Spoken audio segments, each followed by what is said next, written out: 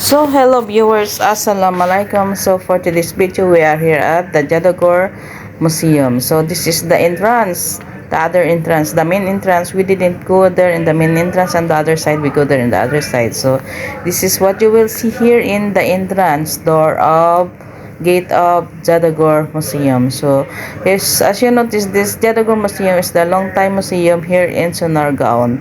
So this is located in Bangladesh.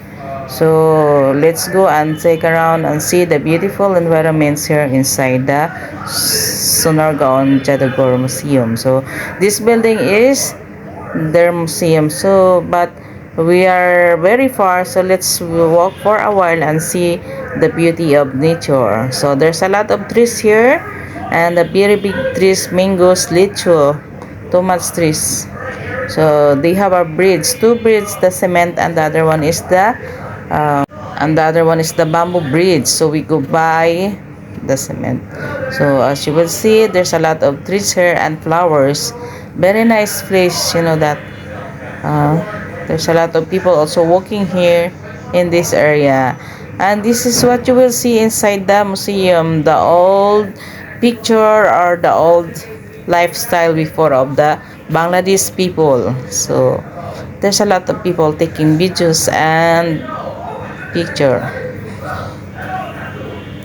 So if you are new in my channel, please subscribe to my channel, like and comment down below if you like this video.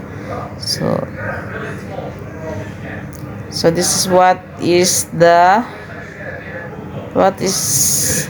you consider inside the museum. Really, this is not the National Museum. Just only like they're just only exhibit in here. They're old knife, they're old things before. This is what you will see in there. So enjoy watching, guys. Enjoy sightseeing in the Bangladesh Museum. This is in Sonargaon located. So and after that, when we finish, we go outside, and then what you will see outside is still the area where you can see.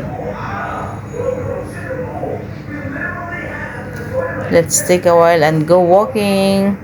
There's a lot of beautiful views here inside their park. So this is a very big place, and you can see there is also a banana. There's a lot of coconut, mangoes, lychee, and lots of more. So thanks for watching, guys. See you in my next video.